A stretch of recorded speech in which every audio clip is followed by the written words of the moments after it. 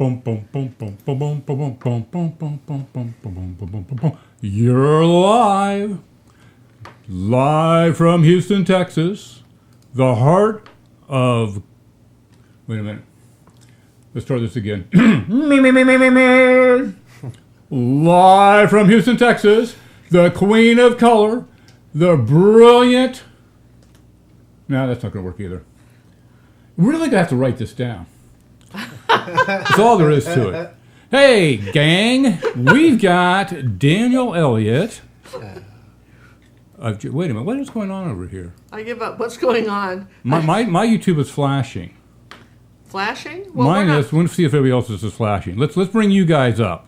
Are we flashing? There you go. Let me bring you up a little bit bigger. Hold on a second. Okay. Hey, John. We got. Wait a minute. Not the chat. I gotta find you guys. Good. You're live. You're there. You can wave to everybody. Okay, Hello. we're gonna wave. All right, we're gonna wave. I'm gonna introduce Daniel because you seem to be having some sort of mind Well, my melt tonight. screen is flashing behind me. I don't know why. Okay, well, you deal with that. I'm going to introduce you, everybody. I'm Ginger Cook.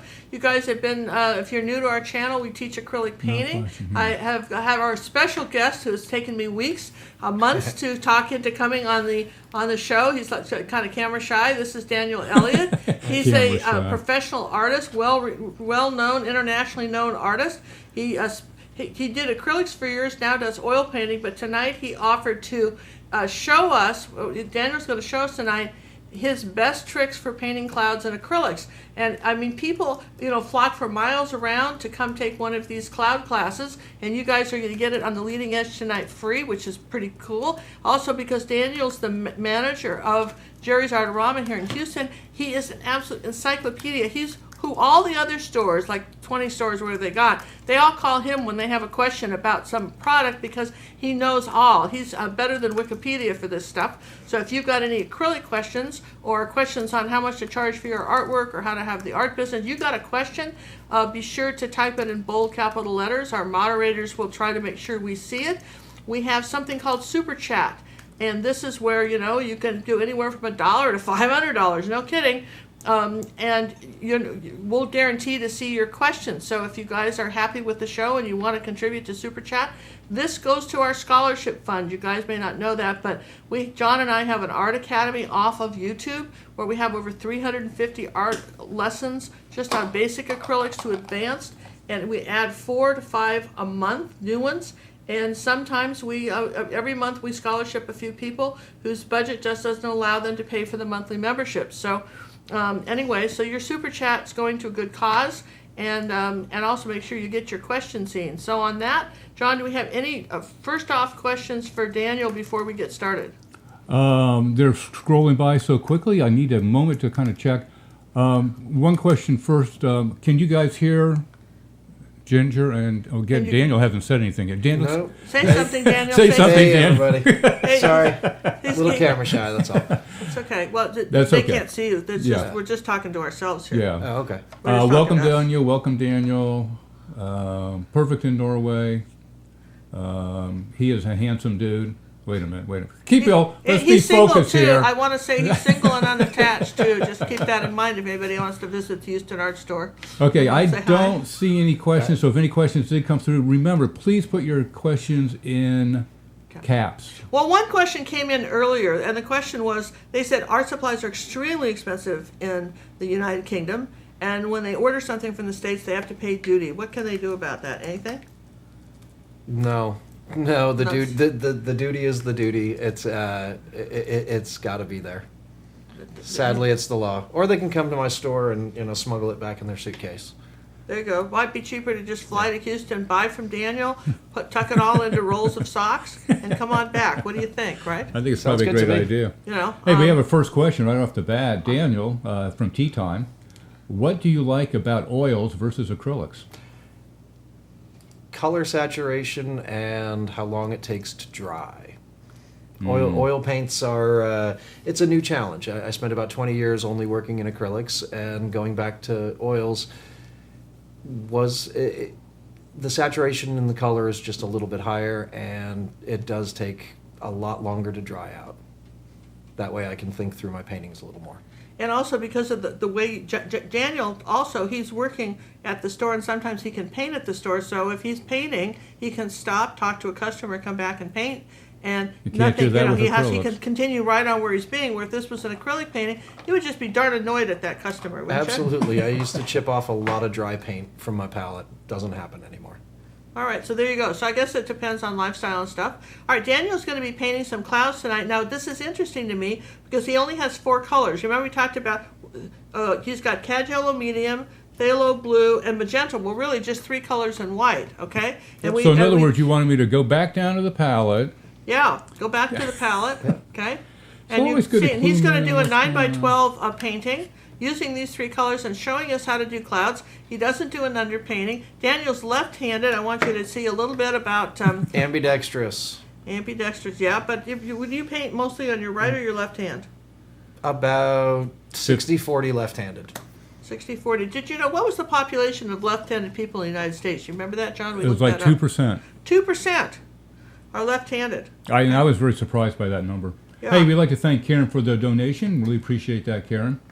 All right. We have other questions. How do you want me to handle the questions? As they come in? Yeah, sure. Yeah, as they come in, as we're painting. You want to start painting as they come in? First, all right. Becky's asking, Daniel, what is your favorite brand of acrylic paint and why? Derivan Matisse. The reason being it is the most saturated I've found, and they have a couple of colors. A very close second is going to be golden. Okay. For same reason. The two just have the right consistency and the right saturation of color. Wendy would like to know, how long has he been at Jerry's and how long as a professional painter? Been a professional painter for about 35 years, and actually not 35, 25 years. I've been painting for 35. Professional for about 25, and I've been at Jerry's for about 6 years. Very good. He comes in and he helps a lot of people. Those are great questions. Now, you notice that he sanded the canvas. What brush are you using there? This right here is a 1.5 inch. It's pretty soft too, right? Yep, very, very soft. It is a golden Taklon synthetic brush. Who makes that? Jerry's? This is made by Creative Mark, yes. Which is a Jerry's brush. Yes. Okay. And so I'm going to start very quickly. Sylvia would like to say thank you, Daniel, for helping her on Friday. Oh, you're welcome. You're welcome, Miss Sylvia. Oh, wow, that's so cool. So Sylvia got to see Daniel in person. Yep. Daniel, best part of my day. We posted his phone number up too for people to see. Sorry, Jerry's. We posted the Jerry's phone number if people have questions, because really he just knows about these art. We get the strangest questions from people, and Daniel just knows them. Somebody asked some very interesting questions, and Daniel really seems to know them. And so we just think that's right. Now you mixed a little magenta and phthalo blue and made a very pretty purple. Yes. That's a nice purple. Rather than do a simple underpainting, when I'm doing a sky, okay, I try to lay in my darks very similarly to the way that I would do if I was painting in oils, which is get my darks down first and paint from dark to light. So I'm going to block in some areas of dark. But you're using quite a bit of water with that. That's interesting. Yes. Because I'm going to be painting over it. It doesn't need to be... It's really more of just a wash to help me build some shape and some forms.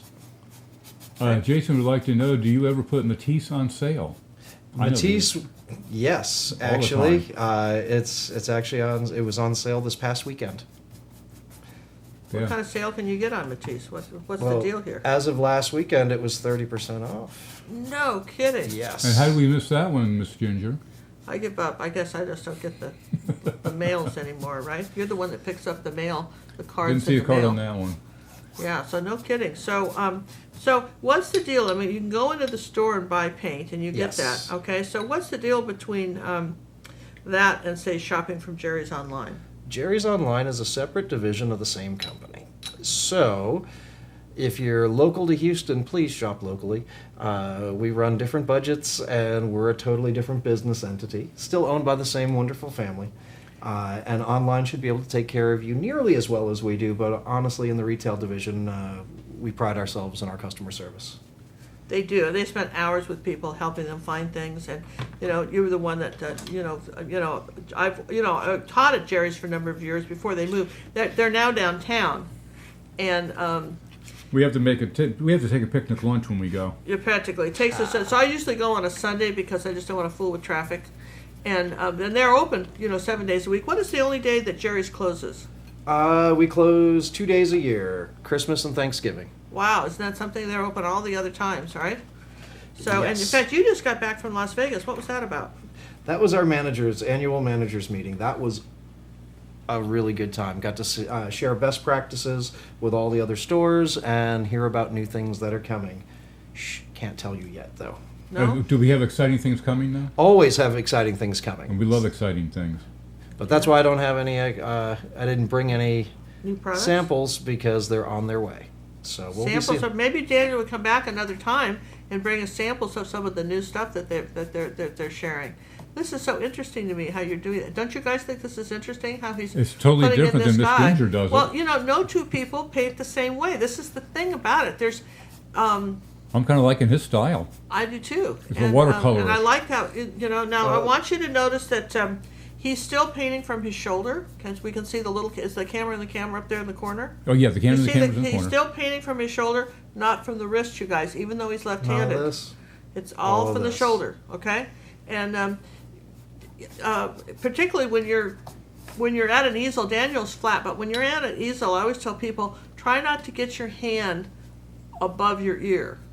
Because when your hand's above your ear, all the blood runs out of your arm and you get tired really quick. Now, if you're one of these people that work out at the gym, that shouldn't be a problem. But for those of you who don't do that or don't paint all the time, that can be an interesting thing. All right, so now we're going to use a ruby satin silver. That's a number 8 bright brush, should be. Yep. Yeah, It's number 8 number 8. bright. Number 8 bright. Simone would like to know, does he have a website?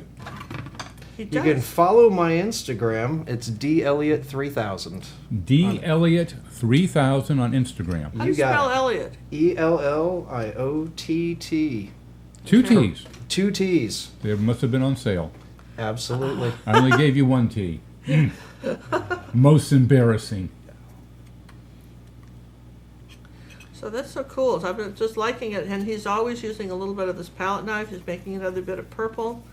I'm curious to about see to what. neutralize it with the yellow. And why does Daniel? Why does the yellow neutralize the purple Because they are complementary or opposite colors. on the color wheel? So Exactly.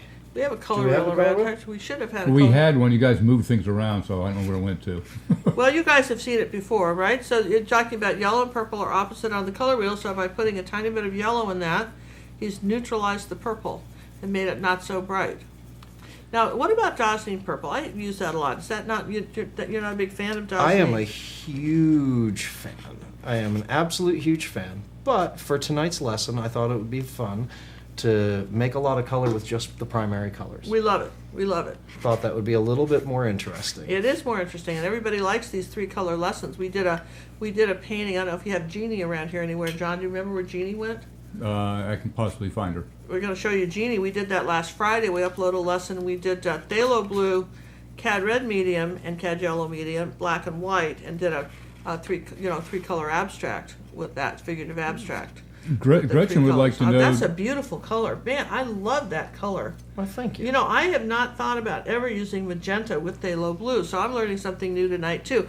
You know, we all get stuck on our palettes, and it's hard to kind of sometimes come out of that. But look at that. Look at how makes he's got a that. wonderful Wow. grayed down deep bluish violet. Oh man, that is a beautiful color, isn't it, you guys? Now it's interesting to me. You hold your brush very far back. Yes. Any particular reason for that? Well, with plein air painting, which I do from time to time, and when I'm standing and working at my easel, it helps me to utilize mostly from my shoulder, and in addition, it allows me to see more because I'm farther. It allows me to stand farther from my work, Okay, that makes sense. and so I have gotten so spoiled by being able to I put a monitor when I'm working, and then I look up at the TV and I can see what I'm working, where I'm working all the time. Before I used to back up so far, I almost fell down the stairs. You know, I would be backing up so far. This was our 3-color challenge. wow, Isn't that cool? that's awesome. And that was the similar colors, except the only thing I changed differently was from magenta we did Cad red, and this was an abstract and black and white. Normally I don't use black, but that's on our YouTube right now. If you guys want to, look for that when you're looking for some interesting color mixtures. Gretchen would like to know, do golden opals behave like oils? Well, more like oils than other acrylic paints, but they have their limitation. They will stay wetter longer, but not nearly as long as oil paints in general. What do you do about the stickiness? Because I keep running into stickiness with them. With the open? Yeah. With the open, a little bit of a damp brush. A little bit of water on the brush is what's helped me the most when working with them. All right. Okay. And I know water is the solvent for acrylics, and so you want to avoid too much water. But keeping a damp, lubricated brush is okay. Okay. Cool. I'm liking these dark. I'm loving this dark cloud color that you've got in there. One of the products that we've been really liking recently that we've come up with, that we've found, is the Posco pens. Yes. Can you show us those, John? You moved them again for me, honey. Can you show me where we put those? Because we bought a pile of those with Dan. Yeah, there's some. Yeah, these things right here. I like them for signing our name. I have a white and a black one, but these come in all colors. You have these at Jerry's, don't you? You have the whole. I sure do. I have a brand new display, totally loaded and full. And my favorite is actually. Do you have one of the brush tips? No, they make a brush tip? They make one of these in a brush tip. Nuh-uh. Yes, they do. Well, you didn't tell me that when I was down there. Where was that information? That would be me not doing my job right. I didn't hear a brush tip. So what do you do with that? Well, with the brush tip, it actually will give you like a calligraphy mark, or as fine a line as you can ever imagine. Really? Okay. Yes. What I liked about these other permanent pens that you can work on top of dried acrylics. The acrylics have to be dry. You can't put this on something wet. Is that ink dries instantly, and so if you did a boo-boo, you better paint over it because you can't get rid of it. These you can wipe off for about 5 minutes with water before they set, so that you can put something down and just no, I don't like it, and take it off. And sometimes, I don't know about you guys, but until I really got my signature down, I used to sign my paintings maybe 10 times before I liked the signature I liked. Yes. Me too. You too? Yes? Absolutely. That's the paint pen was the greatest invention for an artist's signature. Yeah. Do you use them besides would you think of other uses people might use them for in acrylic painting besides the? I do a lot of my underdrawings with them as well. Really? Yes. And I will draw out much of my image. I will sometimes write words, all sorts of things, and then I've been playing with a lot of transparent colors lately. And so I have a mostly transparent palette. At least 2 out of 3 are completely transparent, which is one of the reasons why I chose these colors. Okay. As for their transparencies. And so when it comes to my markers, I'll put markers underneath and layer lots and lots of layers of transparent color. So then what happens? Well, you see bits. And I like the raw bits that show through from underneath. Really? And I have some friends that are street artists, and so I'll get them to tag my images sometimes. Add a little bit of juxtaposition of graffiti street art and a traditional landscape. Oh, interesting. So Yes. are you doing more landscapes now? Would you say that's what your main thrust now is landscapes? As of the last few months, yes. But I'll go back to figurative work soon. I have that feeling. You guys like to tackle another handful of Sure. questions? We've got tons of them Sure. coming in. Yeah, come on Let's in. load up. Let's load them up. All right, here we go. So having a limited palette and mixing is the best way to paint? Not necessarily the best way to paint, but it can be very rewarding. I find it. We spend an awful lot of time squeezing out the color we think we see, as opposed to when you limit yourself, it really forces you into different values of all of your colors. So it's a good in that exercise. case, that whether something's lighter or darker than Exactly. something else. Because one of the things that I see coming back when I get art critiques, when I'm helping my online students, is that sometimes if I send them a black and white picture of their photo of their painting, it looks, you can't tell anything because it's because they use a lot of different colors but all the same values, so it just Yep. became like one picture. Like for instance, obviously white is a lighter value than this, right? So that's what we're talking about. Okay. I think you've really answered this one, but Tammy says, Daniel, do you do a bit of plein air? I do. From time to time, whenever I'm lucky enough to have a day off to escape the store, I'll be outside practicing plein air. Stephanie would like to know, do oils have a strong smell? I get migraines. Oils themselves do not have a particularly strong smell, but the solvents required sometimes do. But do they have the oilless? They do. They also make the water miscible oils where you can go solvent free. And my personal favorite is lavender. So my oils smell like perfume. There you go. So when you say lavender, you buy a lavender solvent? Yep. It's a lavender-based spike oil, and it's made by a company called Chelsea Mediums. Nice little plug there. But it is the best. It is my favorite thing in the entire world to play with my oils. Ghastly expensive, but it smells delicious. So well, that's important. So you're doing this lavender oil is how you're cleaning your brushes, and also as a solvent to, instead of like we're using water as a solvent. So he's using lavender oil to thin the acrylics too. So you're using kind of 90. You're doing that. So if you have friends that are oil painters and you want to get them something really nice, then maybe that would be the gift you can ever give them. Because probably they won't. Once they try it, they might. But you know how people are. Oh, that's expensive. I don't think I'll try that. Not knowing, because when you are painting in a very closed-in room, most people don't have giant. Our studio's over a 3-car garage. It's huge. But if we were painting oils in here, it'd be fine. But if you're painting in a bedroom, for instance, that's what most people's studios have converted bedrooms. Oil paints, the solvents and stuff in the bathroom to cleaning the brushes. Probably you could do healthier things. How's that? Absolutely. You need proper ventilation when working with oils. Now, if you're working with something like a lavender, that you can do in your bedroom, although your bedroom's going to smell like lavender. Absolutely. Well, that'd be okay too. They just think old ladies live there, right? Absolutely. Amy would like to know soft body versus hard body for a new artist. Personal preference. I prefer the heavy body because it's a lot easier to make a heavy body softer than it is to make a soft body heavier. So if I was going to invest in one, I would invest in the heavy body and just one little bottle of medium to soften it up. Yeah. Sean would like to know, can you guys at Jerry's please start shipping to Louisiana? Do you not ship to Louisiana? We do. Well, why does he think they don't? I do not know.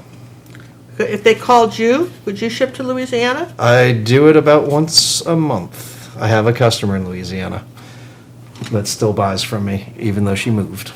Okay, so you can go to Jerry's Artarama in Houston, call them up on the phone. There's a phone number you want to give for your store?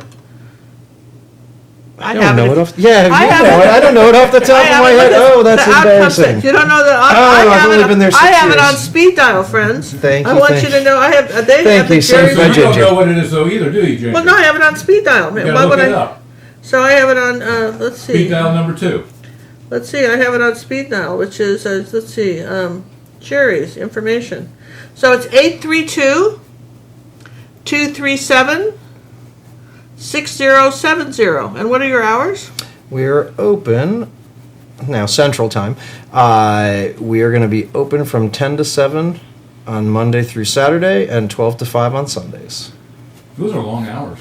Yes, they are. And Daniel's there most of the time, right? Do you even get a day off ever? I do. Actually, today was my day off. And I made him come in on his day off. That's right. I'm sorry. Well, that's okay. We appreciate it. This is fun. We really appreciate that you're coming in on your day off. And if people have questions, what else you got for us, John? Sharon would like to know best brushes for painting acrylics on wood. Same as acrylic on canvas. Anything synthetic that is medium to soft. Some people like a stiff brush, but it really, I wouldn't say there's such a thing as a best. It's what you're most comfortable with. But when working with acrylics, I do recommend synthetics. They hold up better. We understand you're going to be carrying the Art Sherpa's brushes at your store. Yes, I will. I'm very excited. Yeah, so he's going to be carrying Cinnamon's brushes. Cinnamon, my daughter, the Art Sherpa, and carrying her brushes. And, she really researched that a lot. And interestingly, some of her brushes, it turned out, are some of your favorites, aren't they? Absolutely. She picked some of my favorites to put in her brush line. So what are your favorites? Oh, the 1414S, the big one. This one. When I'm working large, I generally don't work very small. So when I'm working large, I use the 2-inch. They make a 3-inch and a 2.5. And this is the one. Yep. And this is the one I probably use more than anything else in the world. And did you know that the reason it's so expensive, that brush is very pricey, and the reason it is because it's hand put together so that the bristles taper. And then when you wet it and you clean it, it automatically wants to come back together into a perfect shape. Isn't that interesting? Now, I see you're doing a bit of blending there, so talk to me a little bit about what you're doing there. Okay. Well, what I am doing is I am building lots of value changes and hopefully creating the illusion of depth within my painting. Okay. And so that's why I put down so much violet. That's why I put down so much of the deeper bluish gray. And if you notice, I'm going over some areas more than others. That's going to help to create a little bit more of that feeling of space. And I'm also leaving some white areas. And that's where I'm going to start building my cloud formations. Interesting. Okay, so yes. that's great. We appreciate that because people are going to be following along trying to figure out what you're doing. This video will leave this up. It seems as if there's never any rhyme or reason, but there is method to my madness. Okay. Mama would like to know, will sanding the canvas make the paint spread easier? You know, sanding the canvas does actually help a little bit. It definitely helps a little bit having a smoother surface.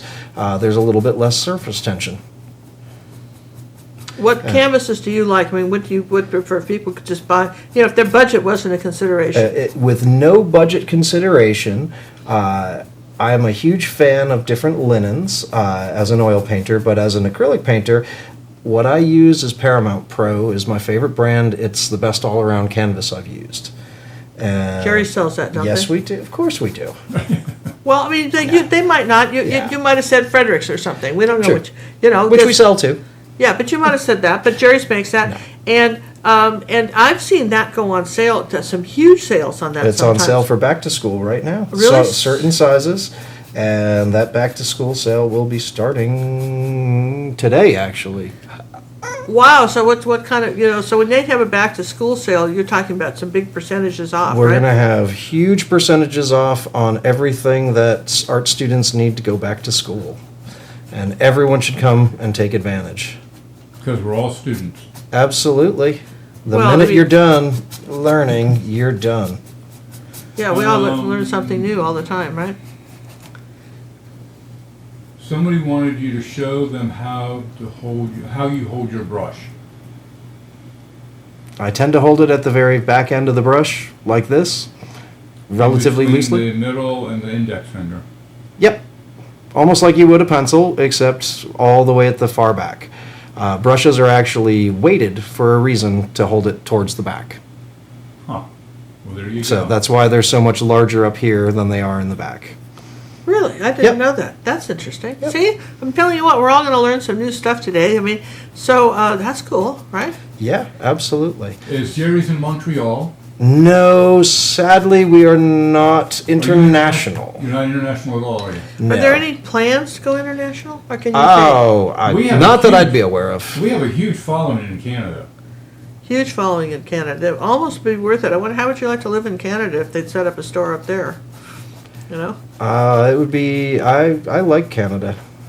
Yeah, particularly the Vancouver area is so pretty. I tell you what, growing up in the Seattle area, we used to go up to Vancouver in the summers. It's just gorgeous. And Victoria, oh my gosh, so pretty. And of course, I've been to Montreal too. It's gorgeous. All of Canada's really pretty. It looks like Jerry's is opening a new location in Nashville, Tennessee, on the 14th. Yes, we are. We just moved our store from Antioch. So, and I'm playing hooky from actually being one of the people helping to move. Smart. I moved my store last year, and I should have volunteered, but I'm still dealing with it. Now we have a hairdryer. If you'd like to pause. Oh, no. You're not using a hairdryer. No, he's fine. He's going to keep going. No, he's going to keep going. I'm going to do a little mix on the canvas. Neil would like to know: do acrylics have a use-by dates, or do they ever go bad? while they don't have a use-by date, they can, under different certain circumstances, start to separate. And so usually they're good for 3 to 5 years at least. But I've had paints that I had when I was a student last me for very, very, very long time, as in 10 years past schooling. So a lot of it has to do with the environment that it's stored in. What's the for instance, if somebody's living in a northern climate, should they be keeping their paints in the garage? Never. Acrylic paint should never get frozen, because it will. And that'll cause separation and a weak paint film, which, growing up in Connecticut, that's exactly what I did. What, put it in the garage? Yep, and ruined a whole ton of paint one year. So, never again. What about heat? Heat extreme heats can do the same, but I've never found the same kind of problems. Yeah. Yeah, you travel quite a bit. I know, Yes. through Jerry's. What's the new deal about traveling on the airplane with your paints? Is there any thought about that on traveling? In checked baggage, they're usually okay. I put a note every time I travel that just says artist colors. I don't tell them anything more than they need to know. Okay. Because usually I've traveled with acrylic paints, and I've traveled with watercolors, and I've traveled with oils, and there's a lot of myths and misconceptions about all of them. Now, if you're working with golden paints, they actually will provide on their website, or at least they used to, information for the TSA about what's in it and what its tolerances are. So, but it's still, by volume, most of these are larger than you're supposed to take on a plane. This is 2.5 ounces. What do they limit you to? I don't remember, but I don't think it's 2.5 ounces, and I usually only use the big tubes anyway. So, yeah. So none of my big tubes would ever make it through. So you take small tubes on the plane, or just big tubes? I generally take big tubes in my checked bag. You check back. Yep. What is the address of your Houston location? 2201 Taylor Street, Houston, Texas 77007. 2201. Yep. So we have a nice crowd out there, people, John. How many people we got out there saying hi to right now? 364. Hey, you guys, thanks for your woohoo! That's a high for us. Thanks very much for hanging in there with Daniel, and we hope you're getting a chance to ask some questions. You can also. They're asking them. I'm trying to get to them. All right, go ahead, John. Just keep going. When is Jerry's coming to Kentucky? When are we going to Kentucky? Well, hit me up offline and tell me how many investors you got willing to go in on it with me. There you go. So what do they need to open a store in Kentucky? I'm not really 100% sure. We should have invited George, my old boss, because he was able to help to make that happen for San Antonio. So, but if there's interest, we have interest. Karen's made a comment. Too bad they don't have truck parking. I would drop in when my husband and I roll through Houston. Actually, we do in the back. Karen, no reason not to stop by and say hey. They got truck parking. Does Karen? I've got a full, and if she wants to shop enough, I've got a loading bay. We can roll it right out the back door. There you go. Oh wow, she and her husband must drive trucks, huh? Oh, apparently.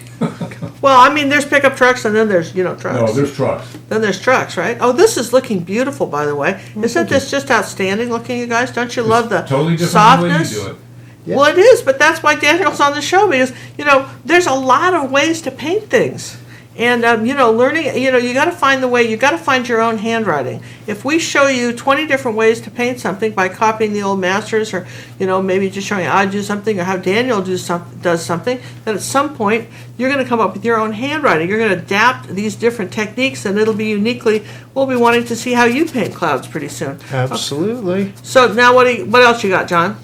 Can they open us Jerry's in Denver, Colorado? In Denver, we can. We have one in... That's killing me. We do have one in Colorado, but not in Denver. I might have to talk to somebody about that. I like Denver. You think Denver would be a good place to go? Oh, absolutely. But they do have Meningers, which is great. What's that? That's a very, very, very large wonderful. It's actually, a very competent competitor. I've never heard of them. Are they just in Colorado? As far as I know, but it's a very large store. I know that much. One of my employees moved and actually went to work for them at one point. Huh. Really? Yeah. Okay.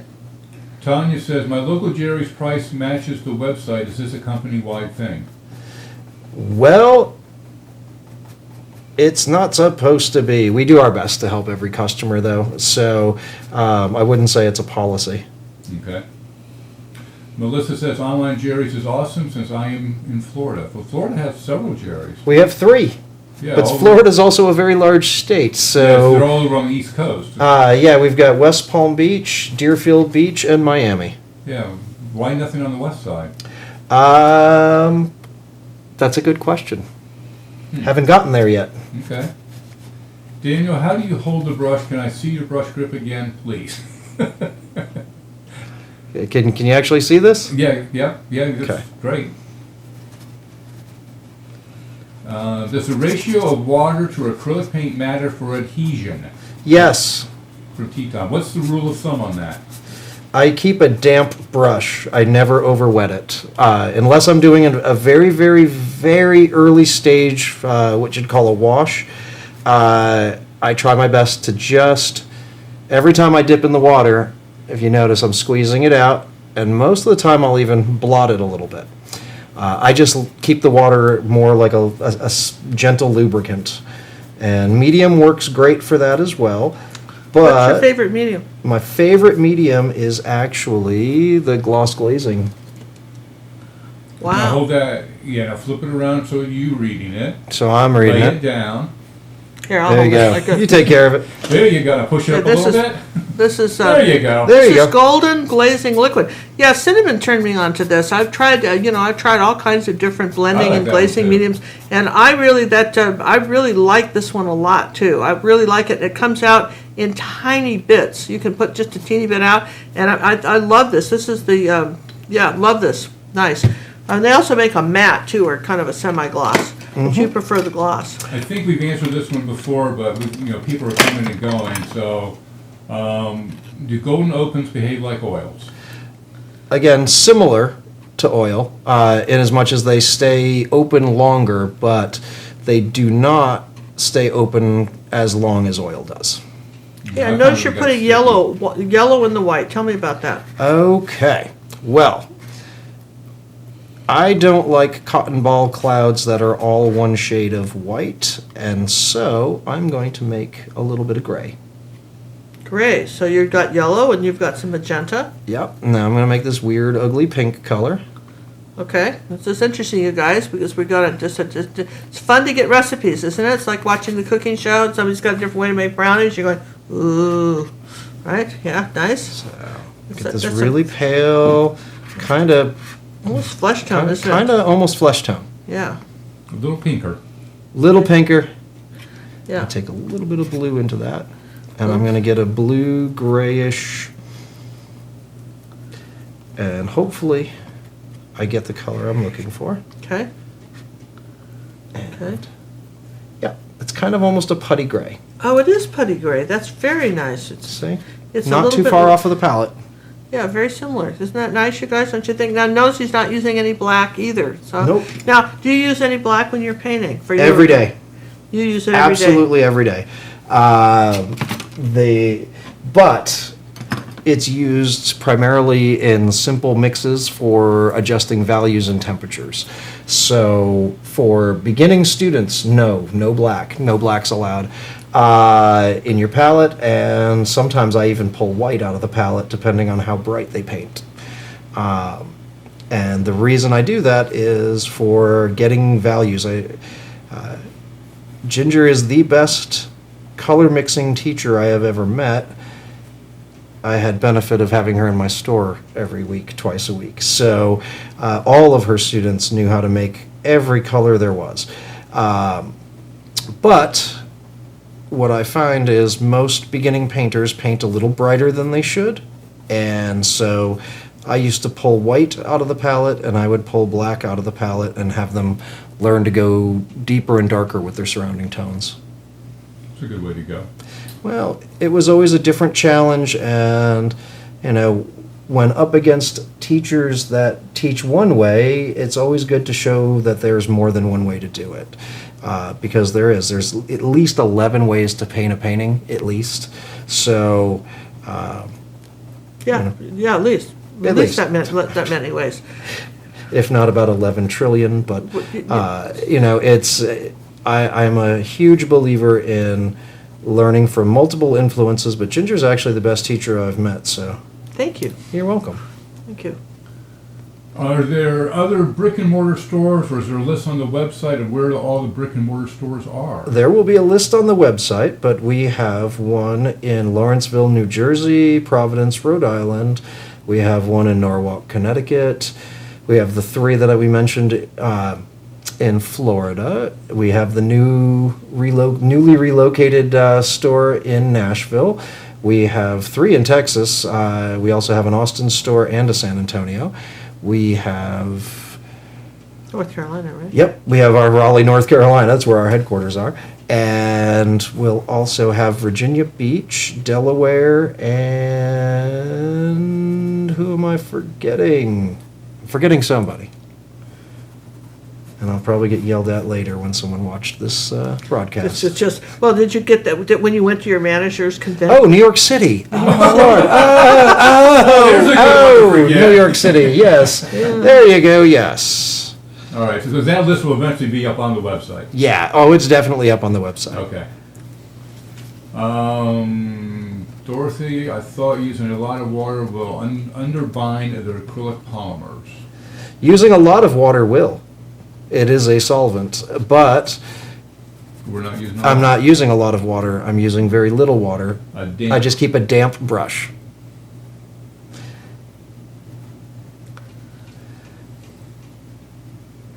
So I love these layers of clouds that he's building up here. So what else you got, John? They would like a store in Jacksonville, Florida, please. All right, I'll get right on it. Why no store in Chicago? Well, that's a good question. As I'm not the owner, I'm not really sure. Yeah, that's a strange one, Chicago. That's an art town. Well, it's also the home of our only real competitor. Oh. Which is? That would be Dick Blick. Oh, that's where they are? Yeah. In and around, they're more Midwestern. Okay. We're East Coast, they're Midwest to West Coast. Jerry's is in Fort Collins, Colorado. Thank you. I couldn't remember Fort Collins. I did not know that. University town, about an hour and a half north of Denver. Yep. I had no idea. So it's not that far to drive, you guys, really, an hour and a half. It's absolutely worth the pilgrimage. Yeah, I mean, we take an hour to go down to Jerry's now that they moved. Jerry's used to be 8 minutes from my house, and he moved downtown, and now it's like, in traffic, it's like an hour to get down there, you see? So once you're in the car for an hour, what's another 30 minutes, folks? Exactly. Because you're going to load up and stay there and make it a day, right? We're close to the museum. We're close to the arts district. It was a win-win. Well, it was better for you. I can see that. There's in the university. We have the University of Houston downtown, and Rice LaSalle University and Rice, and also I'm right near all of the studios at Sawyer Yards, which is one of the largest concentrations of professional artist studios anywhere in the country. Wow. So there was a lot of reasons. It wasn't just to get rid of my old customers. It was actually... I wasn't ditching my old customers. I was just actually trying to get closer to more people. And there's a small little window of folks in the greater Houston area in which I did a disservice, which would be by moving. I'm one of those included because I actually live a little further out than Ginger does. But, so I have to deal with that commute every morning. But I'm closer to nearly every suburb now by going closer to the middle. So. Well, there's logic to that. Yeah. It's a pain in the butt for us, Daniel, isn't it? Oh, I know. It's absolutely. It's about a 45-mile commute. Yeah. Please ask about Vallejo paint if they will carry it.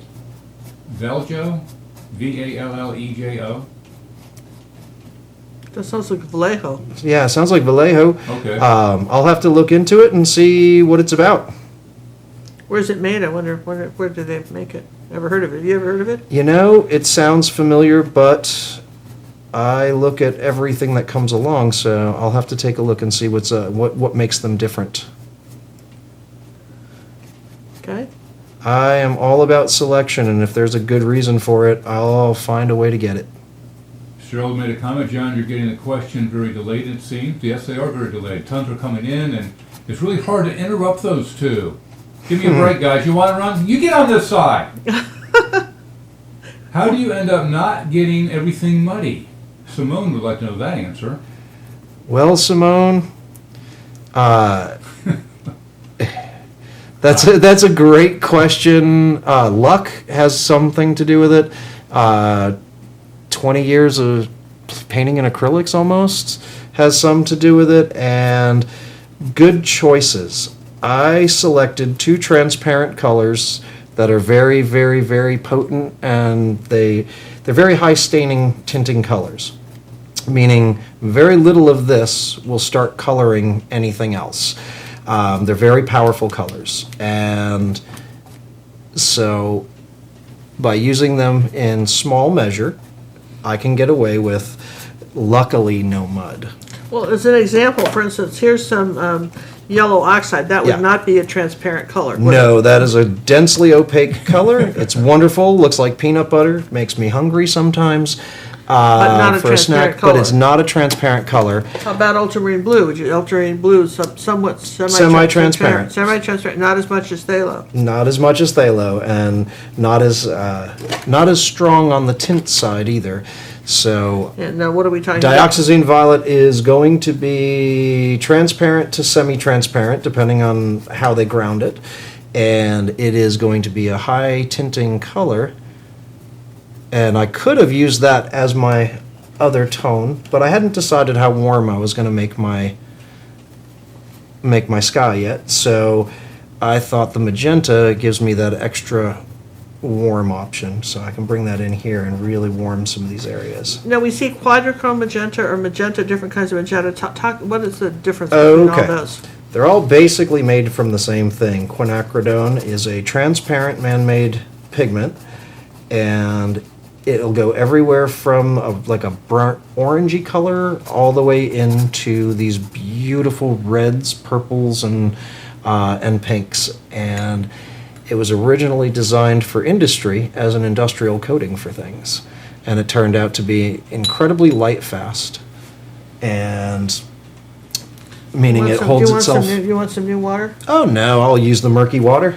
Okay, you sure? Okay, Yeah. we could get you some new water. Oh no, I'm good. I feel like I should get you new water, but okay. All right, so that's so what is this? I know, Is this, I is this teach the worst quinacridone? lessons. No, you teach really good lessons. All right. So is this considered quinacridone? Right? Yep, quinacridone violet. I'm never saying it. Pigment red Quinacridone. number 122. See, I'm telling you, he's the encyclopedia of this stuff, you guys. Just great to know, right? As opposed to another kind of magenta. What would be another kind of magenta? Well, you can make it with lots of other reds, but most of your magentas are going to be quinacridone. It just happens that in a lab they can cook these materials, and by altering the temperature of them, they can actually alter the color and the hue. Oh, so So what that's is your how- favorite? Then you like the Matisse brand of Yes, quinacridone. it is. Again, it's a hard call between Matisse and Golden. They are my 2 favorite paints in the acrylic realm.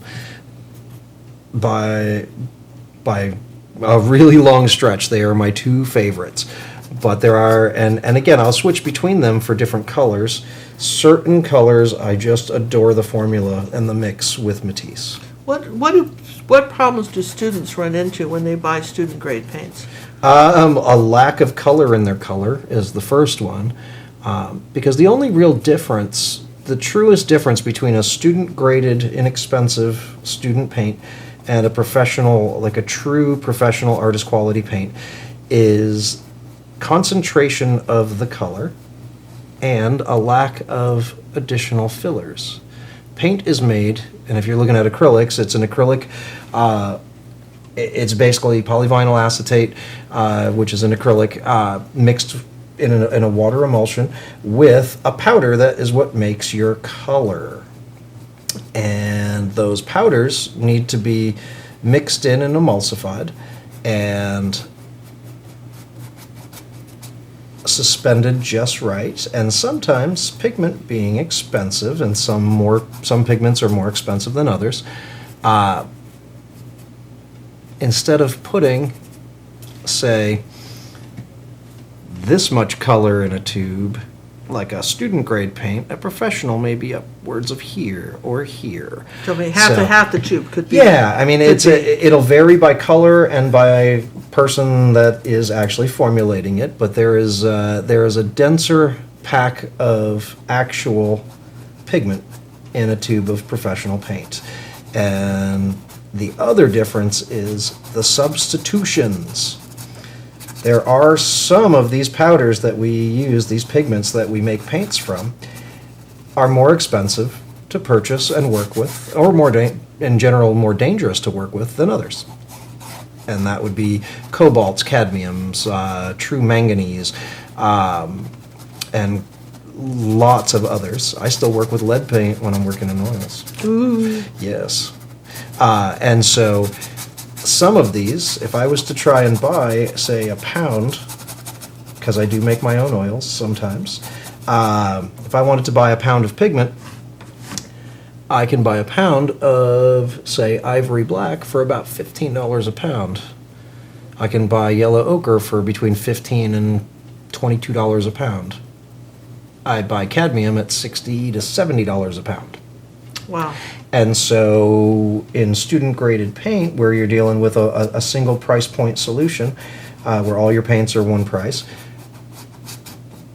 the manufacturers have looked for other pigments that look like cadmium, that appear to very similar to cadmiums, to cobalts, and to some of the more expensive pigments. And so they are beautiful. They are generally a little bit more transparent, and they're reasonably close to as light fast, if not more light fast, than the original, but they don't mix the same. Somewhat like baking a cake with Splenda instead of sugar. Oh, that's a good analogy. I like that. That's a good analogy. Some of our color mixes are recipes, and if you think of them more like a recipe, then follow the recipe. You can always be creative and deviate, but it's going to cause you a little bit of. There's going to be a cost in there. There's going to be something will be different, and sometimes those differences make it wonderful, and sometimes it's not what you would have chosen. Now, I want you guys to notice that he's been painting this whole time. Hasn't dried anything, but the paint has been drying because he's keeping his brush damp all the time. He's constantly dampening his brush so the acrylics are not drying in the brush. And look at these clouds that are forming in here. This is very soft, has the feel of oil paints the way he's painting these clouds, don't they? I mean, this is really fantastic. Hope you guys are enjoying this because I think it's a real treat having him here. What else you got for us, John? Ginger always starts out with a background color. Why doesn't Daniel do that? What is his reasoning?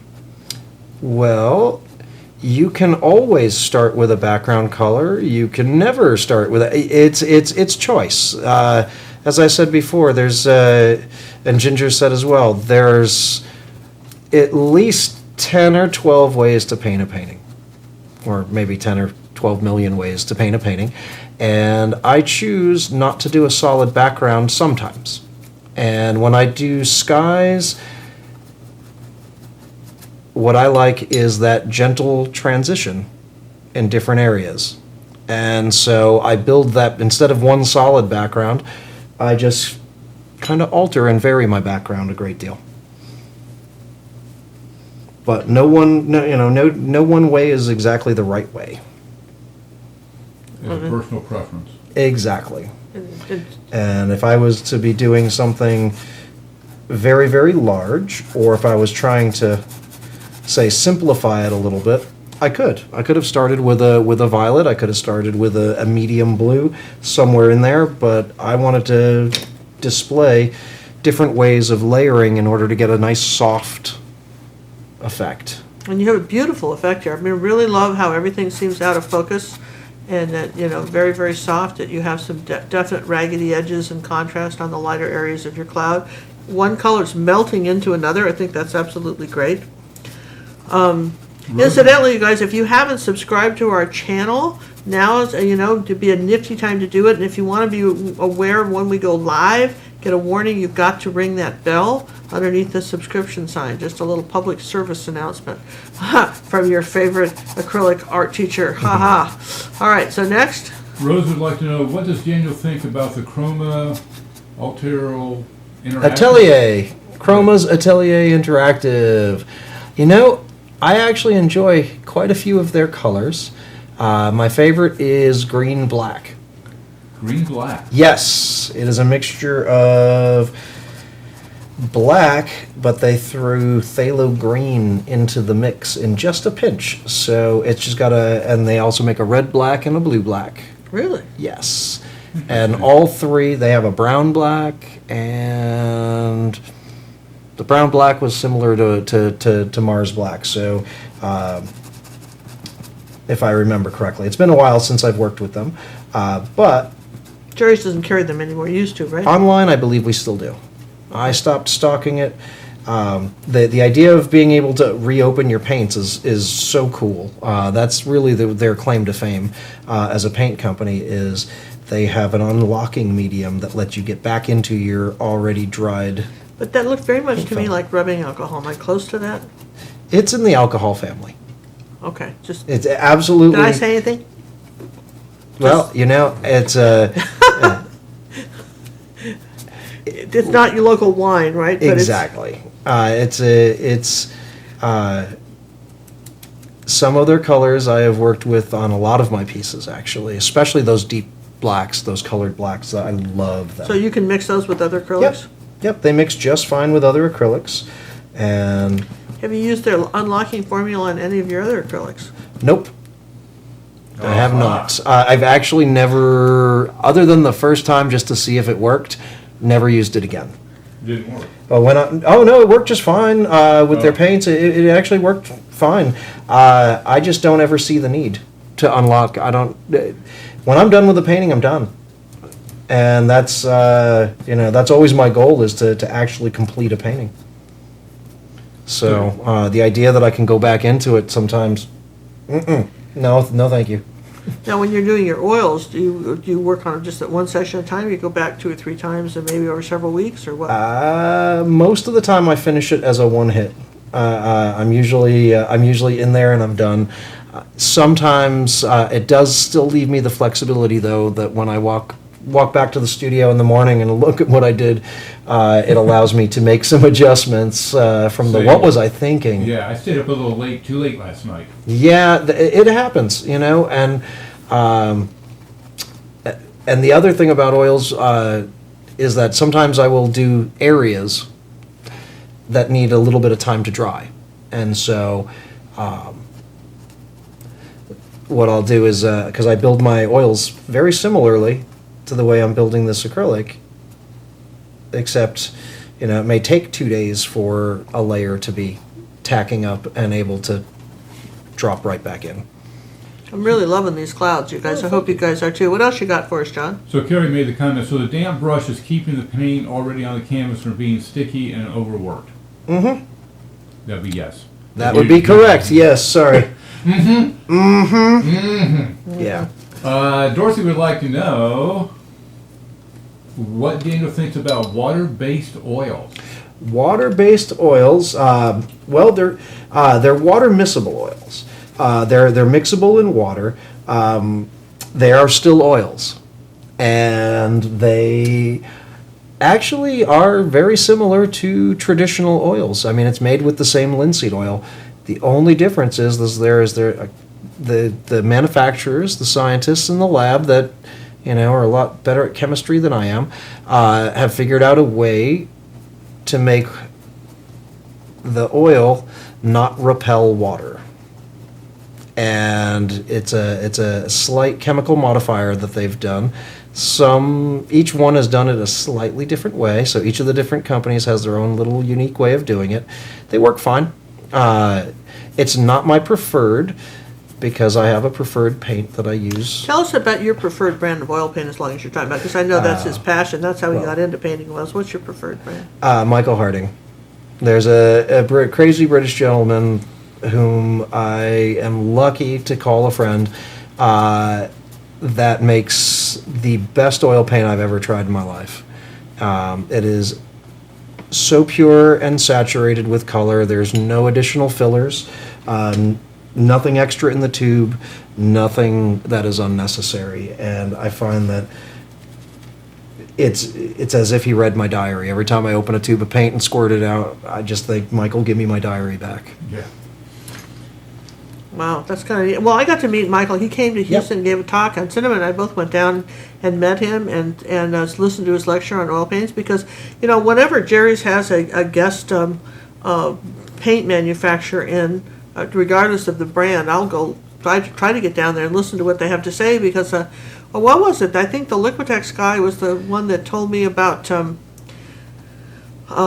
using paint, using paper towels to wrap paper towels around your accordion folded damp paper towels around the outside of your palette to keep your paint from drying out if you lived in if somewhere it was getting hot. And the other thing I learned from him, which was outside of the company that he was talking about, was he said his favorite brush cleaner was Winsor Newton brush cleaner. The nuclear option. That stuff will clean paint that's 30 years old off your brush. It is amazing. Still don't know what they actually have in there, but it does a wonderful job. So what do you use to get it off your clothes? I don't. It's part of my charm. You know, part of the charm. Anyone that knows me knows everything I own has at least a drop of paint on it. Okay. I've been lucky to be really neat. Look at this. Yeah. Only here so far, and now I got a little bit over here. Oh, then you're not a real painter. Oh, exactly. We see Ginger's hands. Come on. Yeah, this is still left over from this morning, and this was washing the hands twice, with the stuff. Well, this, I don't know if you can see this. Yeah. That little spot right there, I painted with the Woodlands Symphony up in the Woodlands, Texas, and right after I was done, I didn't get a drop on me until I turned around to give a wave. Right there. So yeah, every bit of clothing I own already has paint on it, so I don't bother. Daniel, in your oil painting, what do you do to keep your rags from spontaneously combusting? Pray. That's truly the one thing. Compression is the key, or lack thereof. When I have a metal can, and I have a metal fire safety can that I make sure that the lid is actually closed all the way, all the time, and I do keep water in it. So I soak them in water. But the thing that actually causes them to spontaneously combust is the actual. So let's pretend this is my rag. Each time you're squeezing the oil out of your paint, you're squeezing this rag, then you fold it over and you go to the next spot and you keep compressing. And I am insanely wasteful when it comes to my rags. I use them once, maybe twice, toss them right into a water bucket, and then I take my wet rags and I put them in my fire safe container. And about once a month, I actually go back and I actually put them through the laundry. And then what happens? They're colorful and reusable. The oil painting rags, you wash them? Yeah. Really? Yes. Really? When you had acrylic rags, were you doing that too? No.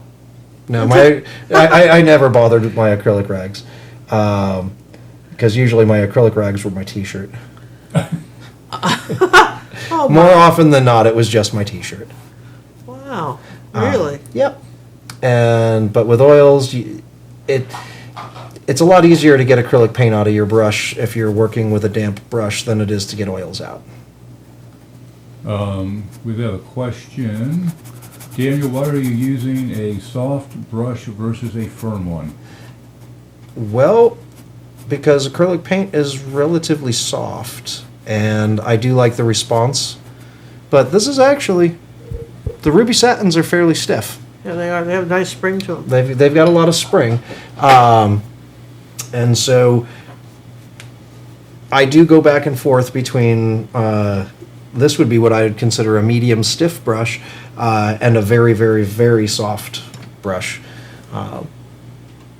But again, painting in both oils and acrylics, and then every once in a while, just destroying the good name of watercolor.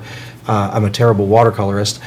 I go back and forth between all mediums, and there's something to be said for every technique. And so you use different brushes for each medium, though, do you not? You don't mix your oil painting brushes with your... Never cross the streams. Never. Once a brush is used with acrylics, it's an acrylic brush. Once it's used with oils, it's an oil brush. Once it's with watercolors, well, it can go on from watercolors and graduate to either of the other two, but it'll never go back. Okay, that's good to know. We're getting some great questions. Isn't this a fantastic great. show tonight, you guys? We're getting some questions people have wanted to know. What else we got, John? Chris would like to know, what size canvas do you usually paint on? Well, this year I've been doing a lot of smaller works, so I've been sitting around 30-inch by 40-inch. But when I have my studio fully up and running, 36 by 60 is my average size. So 3 foot by 5 foot is about my average. How many shows a year are you doing? 8, 7, something like that. This year I've participated in a few group shows. I just had a show down in actually I currently have a show down in Galveston.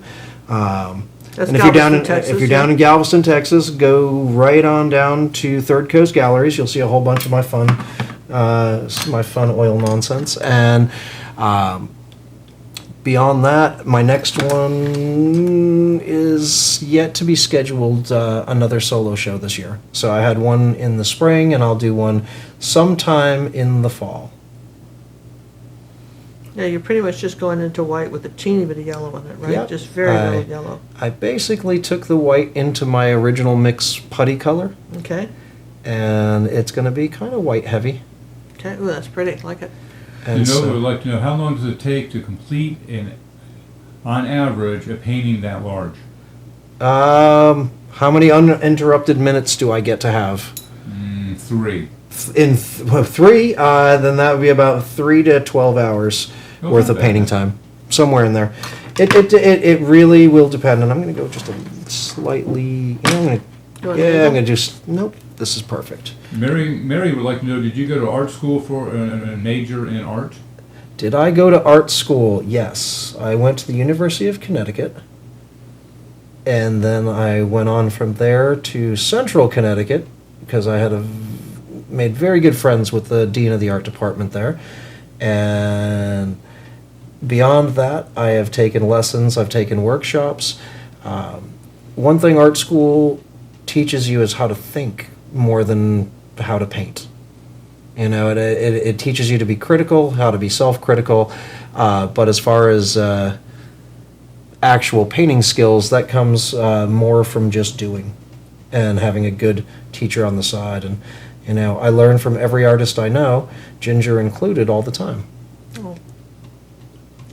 Well, does Matisse, with the rumors saying that Matisse is leaving you guys, is Jerry's going to still keep selling Matisse?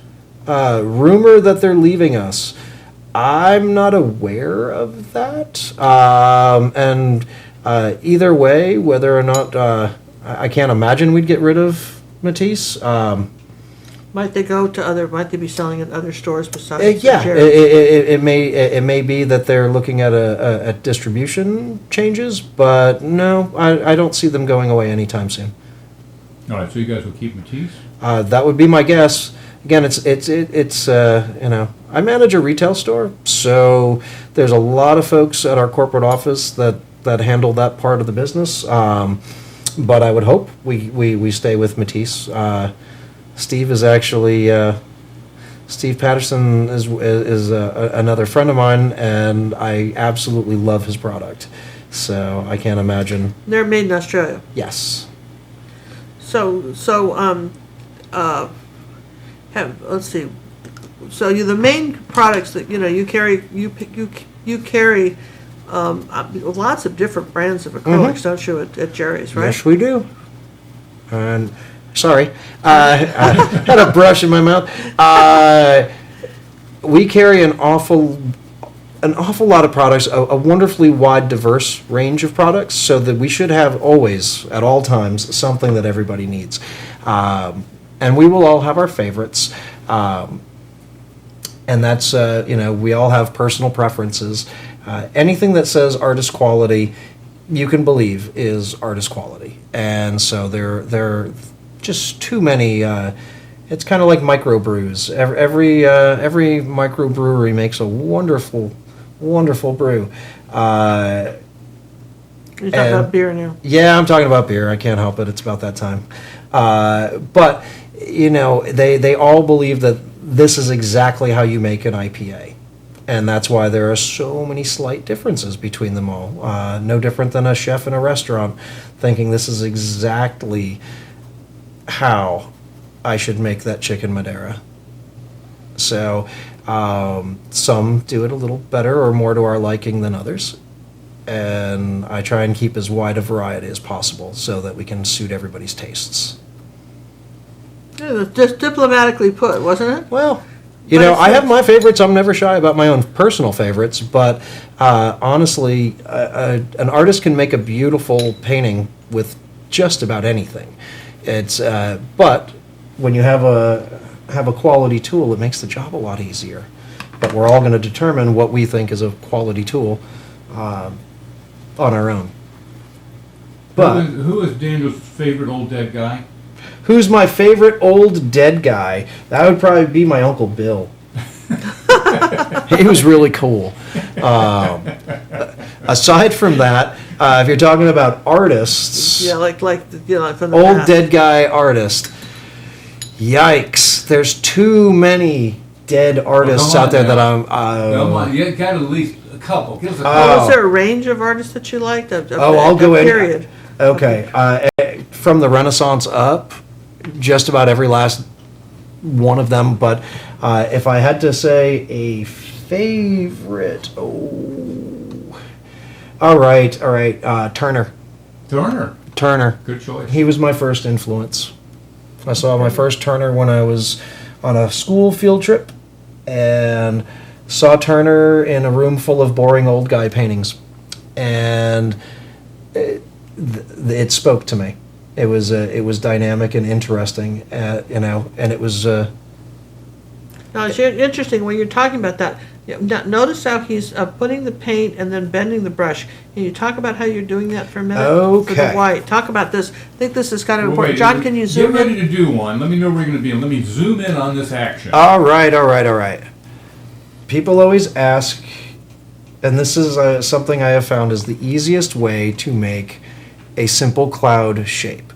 We're building facets, if you notice all the slight different color variations and value changes. But in order to get some of these fun little whips and things and get a nice edge, I load the brush just the corner. Just the corner of a bright brush. Okay. On both sides. Yep. And basically take that corner, find an edge that I feel like making, and I'll go over here. Does that work? Yep. And I start making little circles, and if something flies away, okay, it's not that important. Because it's a cloud. You got it. And the sky's always moving. Or at least the atmosphere is, So I just build little corners, little round, fluffy little You're bits. holding your brush almost completely vertically Yep. and pushing pretty hard, aren't you? Yes, while I you're making am. the circles. I'm grinding that corner in, and if I really, and I kind of push it away and towards and back and forth, it's a lot of pushing out with the edge. And what I get are these wonderful areas where it just kind of gathers and catches, and as soon as that happens, now I have a new shape to work with. I let my tools do a lot of the work for me. Okay, that's interesting. And you notice he doesn't try to do too much at one time. He's constantly loading the brush, doing about 1/4 of an inch and getting more paint. Please notice that. Ooh, that's pretty. I like that layered look that you've got going up there like that. That's Well, nice. some clouds are closer than others. Some are going to be larger than others, and basically, you can build it up and feather it out. So what I'm going to do now is some of these areas, I can just take some of this extra paint, just kind of feather it off a little bit. And that'll give us the illusion that it's moving. Oh, nice. So a little bit of a damp brush there. And since I still had a little bit of wetness in the darks that I had just laid in, it just kind of picks up yet a new color. And if anyone's ever been to Texas, this is... How our clouds look, isn't it? Yes, it is. That's one thing you've noticed, isn't it, John, about how the clouds are so dramatic here, right? Yeah, absolutely. Any other questions? Any other questions? I have hundreds of them. We'll be here all night. Okay, what else you got? Comment, I hope you come to Holland. Well, I mean, if you Can I send him stay a at your plane house? ticket, you got him a place to stay and he'll lecture, you know? Daniel, Send him a if he ever ticket. teaches in Providence, Rhode Island, store and when? I'll give George a call and see if he wants me to come out. And then I'll have to give my boss a call and say, hey, is it all right? Sadly, I do have a day job, or happily I should say, blessedly I have a day job. And I work for the coolest company in the entire world. But, yes, I will be in Austin this weekend actually doing an oil painting demonstration. I've done it out in San Antonio a few times as well, but I don't get to do all of the stores. So now if Maybe somebody someday. wanted them to come to their store, who would they write at Jerry's to request that you come? Talk to the manager first, and we'll take it from there. Talk to the manager of your Jerry store and say that you saw Daniel on our show, on Ginger Cook Live, and that you were very impressed with how he was painting, and he's had just a world of information, and you really enjoyed it, and you just, what can they do to get him to come out and to your store? Talk to the manager first, he says, right? Yeah, talk to your local manager first, because most do have some really wonderful demonstration artists available, and we have been working really hard to find good artists to bring to our stores that are really helpful and educational. And George Ross, who is your manager, is one of my favorite people. So talk to him. And if we can work something out, my kids live up north, maybe we can work out a day or something. You never know. Daniel, have you ever had carpal tunnel issues? Actually, I have a horrible carpal tunnel. Absolutely almost debilitating at this point. Carpal tunnel. Both of my arms from here to here, I can barely lift anything.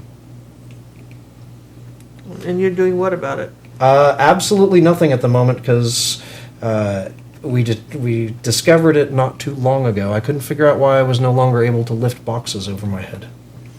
So I have carpal tunnel, and next thing is to check on a pinched nerve. Well, I got to tell you that when we're through today, I want to give you the name of there. We've got over there, just really close to us, behind where Jerry's used to be, and behind the Methodist Hospital. There's this awesome hand doctor. Ooh. And Yeah. he really helped me. I had something where, sometimes you just don't go for help because you think something's going to go away. But I had a thing where if I did this with my thumb, they called, I don't know, they had a name for it. I guess new mothers get it sometimes because from picking up babies. But anyway, I couldn't do this with my thumb. And I had this pain in there. And what they did was they gave me they didn't give it to me, I had to buy it, this hand brace that I had to wear for, 6 weeks. And they put a cortisone shot right in there. And that the pain stopped immediately. And I thought, this is so stupid. Why didn't I take care of this sooner, right? And I want to mention, this is a kind of a side thing here. You're going to get them. I think what I'm going to start doing on our show is let's give them some clean water. Our Medicare update, because now that I get Medicare, anytime I find out anything for you guys that I'm sharing, and this is and nobody pays me to share it, but I had to get a prescription recently. I was feeling very dizzy. I'd go to sleep at night, and I'd wake up and I'd be dizzy, and I've never been dizzy in my life, and it was very annoying. And I let this go on for about 2-3 months, and John said, "You got to go see a doctor." I says, "Well, usually this stuff goes away in time," and it didn't go away. So when I went to the doctor, it turned out that I had a slight skin rash, but just with the skin was kind of peeling on my ears, but kind of like sunburn, but it was annoying, but not particularly debilitating or anything, so I didn't think too much about it. So he gave me some he didn't give it to me again. I had a prescription for some eardrops, which incidentally cleared up the dizziness. Wow, how about that? The dizziness went away within 3 days.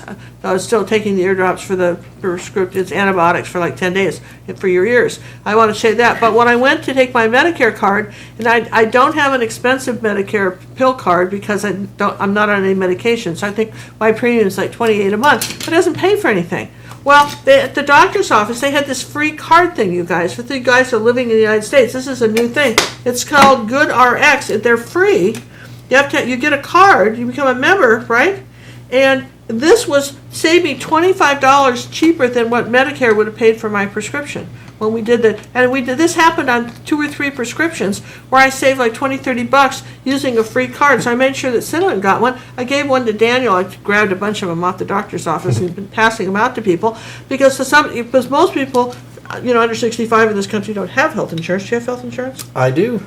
You do? Do you have medical, all that, prescription and all that? Well, that's pretty nice. Well, he's the manager of the store. Good to see that. But anyway, so you have no excuse not to go. I'll tell you that. The guy was named Dr. Rosen, by the way. Okay. The doctor over there in Houston that I really like the treatment in there. All they do is, athletic arms and stuff, I'll tell you what, when you've got a zillion-dollar baseball player that can't throw a baseball or catch something because their arm hurts, they come up with all kinds of fancy treatments that the rest of us can all benefit from, right? Oh, absolutely. Yeah, so Gotta have priorities. It shifts down to the public. People say, well, these guys get a lot of money, but medically we all benefit, Oh, absolutely. from whatever, because they can't have those people out for more than 10 seconds. They need them back working.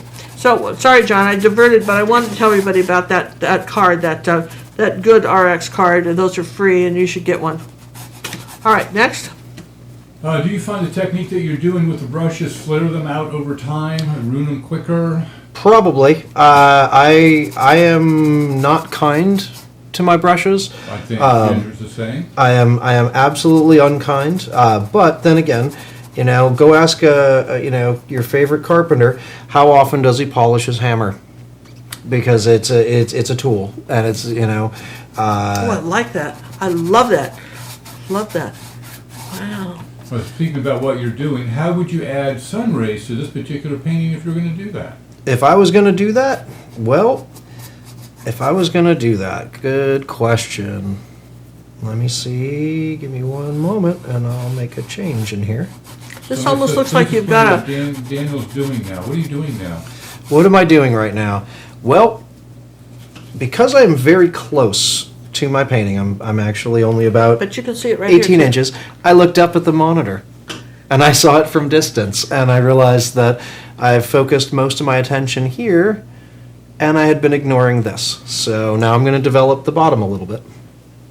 How cool is that, you guys? Is this not exciting? All right, I love it. We've got Daniel painting, and we're getting questions answered, and you've got the Medicare update of the week, man. Wow. Doesn't Now, get better sun than rays. that. Sun rays, yeah. Sun rays. Daniel, what is your favorite style to paint, and what is your favorite subject to paint? Okay. Favorite style, I don't really have one. I do a little bit of everything. You have some nice clean one. Oh, Dry. okay. I don't really have a favorite style. I do what I do. It's kind of Daniel style? a mix, I guess. Yeah, I've from time to time I'll do some traditional realism, but it's not my favorite. I just like to make things up. I don't really plan my paintings. I just paint them. You make them up, don't you? Yeah, You have like almost- Fantasy World Daniel. Yeah. Basically, I do sometimes go out and do plein air painting on occasion, and so I tend to remember some of those same shapes and forms, and then I make the rest up. But I've been doing this a while, so I'm winging this one. I have no idea where this is going to go until I'm done with it. And also, normally when Daniel would be painting, he would have total concentration, and we're diverting his attention for this painting every time we ask him a question. I mean, this is like walking and chewing gum. It's not easy to do, right? It is definitely not easy, but I'm no stranger to it, so it's doable. There we go. Someone wanted sun rays. Am I correct? Mm-hmm. Now, that is not the easiest thing in the world to do once you've already placed in most of your dark values. Would you like some mixing white? Would you like some transparent mixing white? Oh, I got it. I'm going to. He knows what he's doing. I'm just asking if you wanted some other toys. We're just offering. Oh, I am going. This is the one-legged race. I'm going to make this happen with just the palette I've selected, no matter what, because you can. You absolutely can. Well, I like how you're warming up the clouds a little bit, just adding a bit of yellow already. I think that's pretty. Dorothy's bailing out on us. Oh, Dorothy's bailing out? Is she the one? She's in the UK. She's in the UK. It's 2:50 a.m. Oh, wow, Dorothy, all right. Well, we right. appreciate you hanging in there. This will be up there. Sorry. So we got, we're excited to, what else of questions we got here, John? We know we've got a lot of them people want answered. We're trying to answer as many as we can. What other brush can you use for making clouds if you don't have a cloud brush? A cloud brush is whatever you use to actually paint clouds with. We all come up with our favorites. I use either a bright or a flat more often than not, but if I don't have a clean one, then I use a filbert. And if I don't have a clean one of those, I will use a round. It's you learn to manipulate your tools. I find the easiest clouds are done with a long flat to a bright. Don't you use a round, Ginger? Isn't it your favorite? Yeah. Well, I use a round a lot, but sometimes I use a flat. I use a round because I have a tendency to really ruin the brights. I did brights for years. I never even saw a round until I went to teach at Jerry's. And I'm going, oh, what are these nifty brushes? Yeah. Wow, that's nice. That's because you really can't screw them up. They're already screwed up. Kind of. That's what you mean. That's artists in general. We find the brush tip that works best for us. Everything that you learn is taken from years of experience of what works for the instructor and what tends to work for the majority of the students they've taught. But we're all different, and I once on a bet only painted for an entire year with round brushes because I had a friend that said he couldn't do everything with a round brush. I won the bet. Yeah, a little challenge, huh? Yep. That's the best way to make it work. Absolutely. And I did an entire year's worth of work with only round brushes. Now, I haven't used very many round brushes since then. That was more than enough. But that is, it can be done, and it absolutely can be done with just about any. I just find that a good quality brush is more important than which tip it is. And the silver brush line for me is really terrific. They're wonderful. And they last a long time. Though there's all brush companies hope that their brushes will wear out, so you'll buy more, I think. Kind of like everything. Washing machines and the rest of it, Hopefully they'll wear out from good use. Well, that's it. That's exactly. Sometimes you got to understand how often you're painting, and do you take care of them, and do you let the acrylic paint sit in the brush and dry like cement, and then try to put it in heavy solvents and fix it? This is a fast way to put the brush on its road to ruin.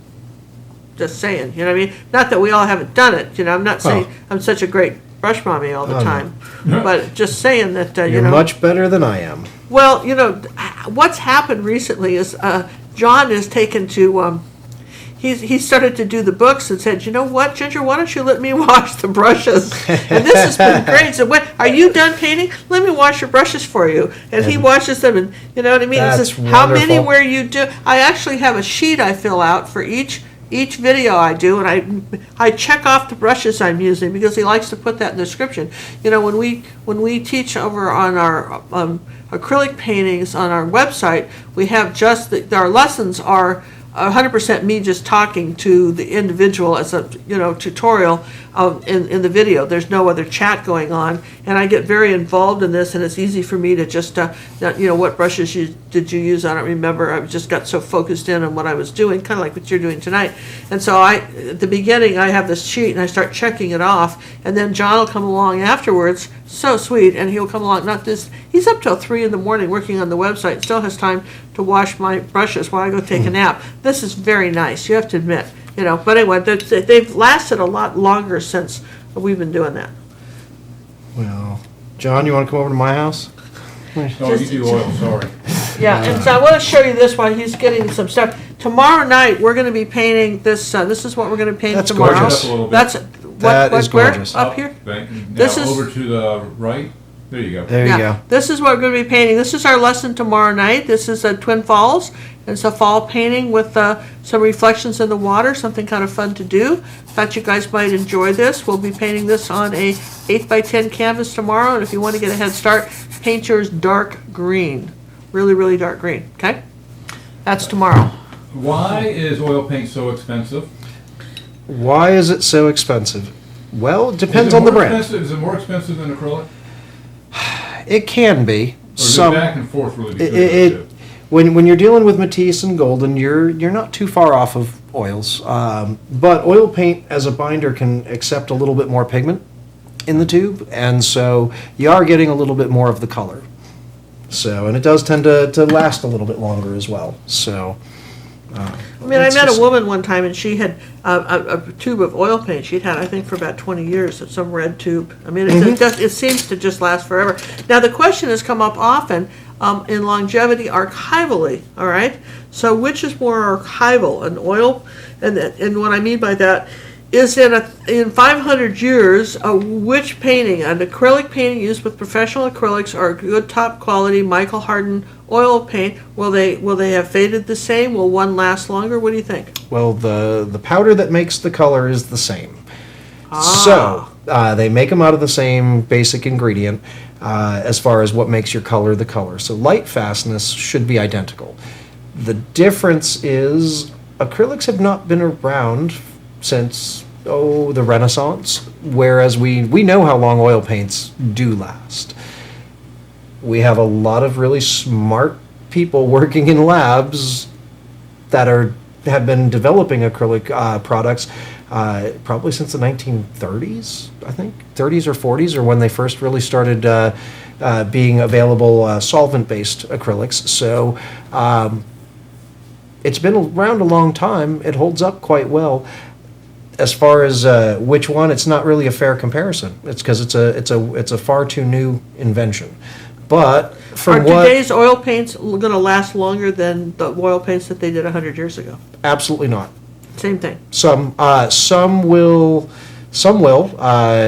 Oil paints, everything that is clear yellows, everything that is that is soft and pliable becomes brittle with time. Just like people, just like our bones. There is no difference in there, and so with things like your paints, if someone paints proper application technique, it should last as prescribed. And they should last. Look, thank you. It looks like you've got a good brown going there. That's interesting. I haven't seen you make a brown yet. You guys, he's got a really nice raw umber-looking brown. That was with yellow, magenta, and a little bit of blue. Yep. Look at that, All you in guys. different measure. All right, no, I had to point that out. Oh, I'm sorry, thank but you. it didn't No. your question. But well, these are questions that people get asked. What was going to, last time. What about outside? For instance, if you were going to, I don't know, just neutral here. It is one more light fast outside than another. Between oils and acrylics, again, if it's heavily, I wouldn't say not enough to measure. There shouldn't be enough difference to measure because again, they're made of the same basic ingredients. The thing that makes your color is pigment. That pigment is identical. That's interesting. So there's a standard place where people go, the way they go and buy the pigments now, right? Like some companies just specialize in the pigments. Absolutely, and there's a lot you can shop around. I highly recommend if you're interested in making your own paints, do a lot of research. Because you don't want to breathe any of it. And don't mind me with this color mixing, but this is part of the fun of painting, is seeing where your colors go to. And I am meandering this mix. It's all right, we don't mind. You can start all over if you want. We have more paint. There's a lot of it in tubes, but we're all interested. I know you guys are all interested in what Daniel's painting. I think we're doing pretty good here. How are we doing on time? Well, we're doing an hour and a half. We haven't been kicked off, so we're fine. Nobody's kicking off. We're going to go. We're probably, if for some reason we I'm sorry. If because we're enjoying the questions that are being asked. I think we've held our audience's attention.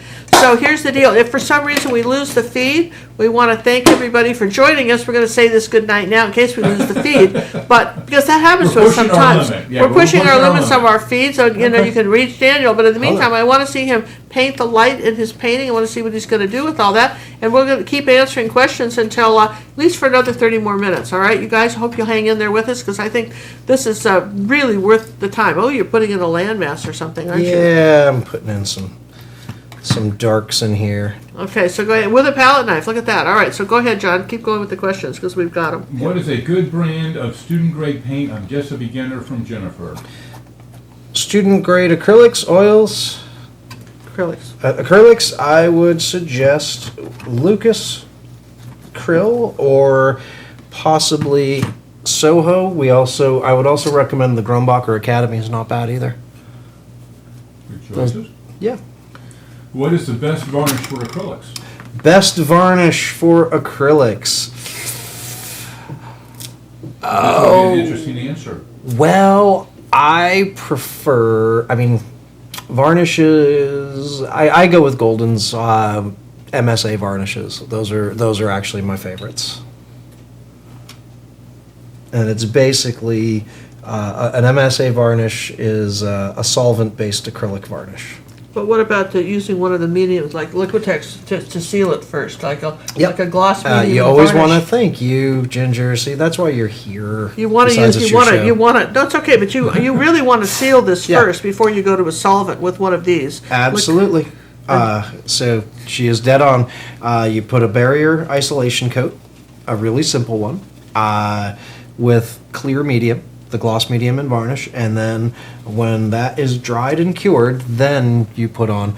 And the reason I prefer the MSA or the mineral spirits based varnishes is I have an aversion to ammonia, and many of the just straight acrylic water based varnishes,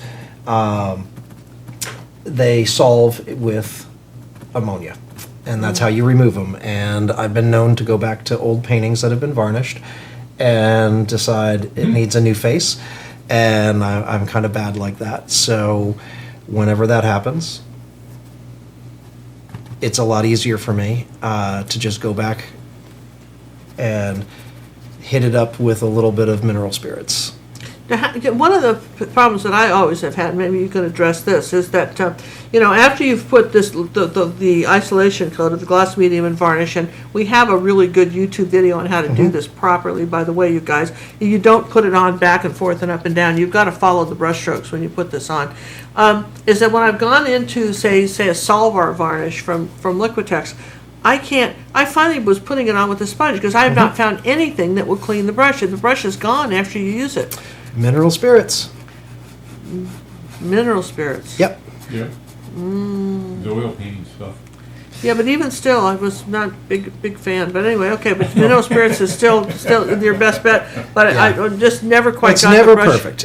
I have varnish brushes that are dedicated for one thing, just varnishing, and it doesn't matter what I'm doing. I will get some. There we go. Here's a good question for you. Which is more important, a good brush or good paint? Good paint. Good paint. Well, I'm loving this, you guys. Aren't you just fascinated? This is all coming out of his head. He's making this up as he's talking to us. This is like chewing gum, talking, and getting dressed at the same time. I mean, this is like a three thing here, right? I mean, this is really good. What else you got, John? Do you recommend using a retarder to help with the drying out of the paint? If you can follow the recipe, by all means. I don't read instructions very well, so adding too much of the retarding medium can actually give you somewhat gummy results. And so it is a wonderful, wonderful product for those that read and follow instructions. And it is an absolutely wonderful product, and it will keep your paints open for as long. So it gives you a tremendous amount of control over how long it takes for your paints to dry. But I don't read so good. Let me ask you this real At least quick. not recipes. Let me ask you this. Sure. Are you a sock folder? Like when you do your laundry, do you fold all your socks neatly and put them in a drawer? No. See? What's that supposed to be, Miss Cook? I don't even match them up. I judge my socks by The thickness. sock folders are the ones that read the directions. Yeah. That's all I'm saying, right? Yeah, These sock no. folders never want to read the direction. The print's Yeah. small, it's a lot of trouble. Just tell me sort of how to use it and I'll go from there, right? Yeah, no, There you go. that's exactly it. Sorry. That's dead on there. John's a sock folder. I always hand him the directions. What are you supposed to do with this? What does it say? Who can read this stuff, No, right? And who reads the directions? You do. You're awesome. Absolutely. Well, Do you have a particular brand of retarder that you like to use? golden. This one right here. Well, the glazing liquid will work as a retarder. Yeah. But they actually make a concentrated, and that's the one I talk about when I suggest that it'll make a paint film gummy. They actually make one that is purely concentrated, nothing but retarder. And if you don't follow that recipe, You're in trouble. yeah. So that's why this happens to be one of my favorite mediums when I work in acrylics, because I don't need to follow the recipes per se. Yeah, you can just dump this on. In fact, we did we painted some suitcases, because we wanted to be able to see them. Right? And I filmed it. And then I thought, you know what? I didn't gesso the first one. So I was noticing that the paint wasn't sticking as well as it might have, because I should have put a coat of clear gesso on first, which I didn't do. So then I went ahead and I grabbed some gloss medium and varnish and covered the picture, except I didn't grab that. I grabbed this instead and put that all over it pure, and it still dried and sealed the canvas. You can't, I'm telling you what, talking about, Mr. Magoo here and not reading the stuff. It's easy to do. And anyway, that's, that stuff is great. You can't really screw that one up. Nope. Victoria would like to know, do you use gels and paste? Do I use gels and paste? Yes. 100% yes. I don't always paint with a thin application.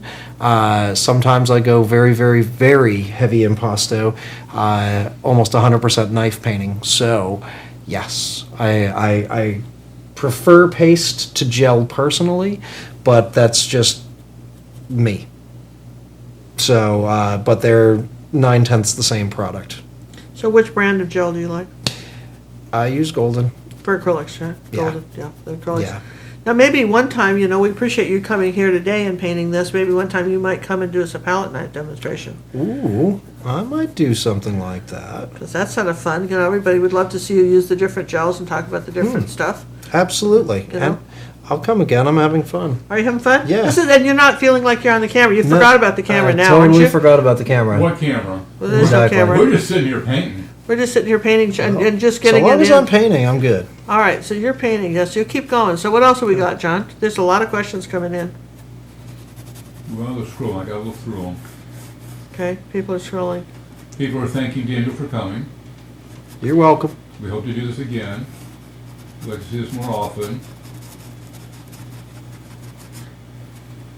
So we know we've got some light streaks coming down here pretty soon. I like the landmass you've created and this sort of curve of the globe here. I like that very much. Well, thank you. It's really looking good. You can see how he's just using these beautiful colors. He's warmed up the clouds a bit, adding a bit of the warm colors. Okay, some of the questions we've had, John, what are some of the questions that people have been asking us? One thing that comes up, for instance, Sure. we've got a new person and they want to sell their painting and they've never really sold anything before. The pricing. Yeah, Okay. how are you going to price this stuff? What if you're new? What should you do?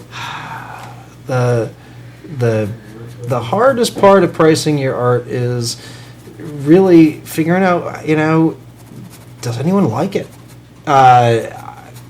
It is figuring out what the market will sustain, because your paintings are worth a combination of what someone else is willing to give you for it and what you're willing to accept for it. I start everyone with the critical eye of, if you were to put your painting on a wall next to an artist that is already on that wall, doesn't matter what their name is. I look at that as that's when you get to the Picasso $140 million paintings, it's because it's got his name on it. It doesn't necessarily speak to quality. It has a collector's value based on name recognition. quality art is quality art. So look at similar quality art and see what it's selling for, and that's a good way to go. Many artists will go with what they call the per square inch method, where you measure length times width, and it comes up with your square inches. I see that actually quite often. It's not a bad place to start, but then it's a matter of how much, what's the value there? What is the price point? And so if you're painting an awful lot and you have a tremendous amount of inventory and lots of different sizes and shapes, as an artist, I have to say it's easy for me to keep track if I go by the square inch, because then I don't have to bother individually pricing everything. Everything just has a number attached. Does that make sense? Sure, it does make sense. And so then for instance, a new artist might charge what per square inch? 40, 50, 60 cents an inch. Again, quality matters more than how new. If the painting is good, the painting is worth something to somebody, and that's quality, and how your quality stacks up of your work is what really makes the difference. I've found over the years that buyers that buy art, collectors, they're divining rods. They'll find the best piece in the room, no matter what room you're in, no matter how many artists are in there. They'll find the best quality pieces because they can see it. Well, I can do that. I can go to the hardware store and I can look at a group of nails. I can find the most expensive nail in the whole place. I don't know anything about nails. That's really funny. Kind of pretty much in any department store I can do that. I'm sort of dividing stuff. I can pretty much, this is going to be the most expensive thing in here. And I almost never miss. And probably some of the other guys could do that too. It's really sort of fun. But I think I kind of understand what you're saying there. Yeah, so that's good. It's so subjective, and art being so subjective as it is, but collectors know quality, and just look around. Visit an art space, be it a set of open studios for working artists. Museums don't have price tags, so you got to go somewhere where they'll have price tags, and see what's out there, because every market is just a little bit different and what it supports. Are you about ready? We got about 10, it would be about 2 hours and about 10 minutes. So if gotcha. I don't know if you want to kind of finish this up in the next 10 minutes, we'll finish it. Let's put them under the gun now. No, I'm not putting him under the gun. I'm just saying that if you got a plan here, I'd execute it. But I love what he's got. Don't you guys love what he's got? Absolutely love what he's got. And we'll talk about what's going to happen. Give me a little stopwatch up here. No, there's no stopwatch, because, we can stay here for hours. We don't care. We have viewers. How many viewers have still hung in there with us, John? I don't know what's currently on. We had a high of 392. Wow, this is awesome. We just so appreciate that. That's great. So what's some of our other questions that we can answer right now? Here's an unusual question. Can we make our own structure paste from the hardware store? Paste and paints, I guess. Can you make your own paint with stuff from the hardware store? No. Most of the ingredients that are actually in a tube of paint are not available in a hardware store, unless you've got the coolest hardware store ever. What is the difference between yellow ochre and oxide? One is more transparent. Ooh, which one's more transparent? The ochre. Really? Yeah.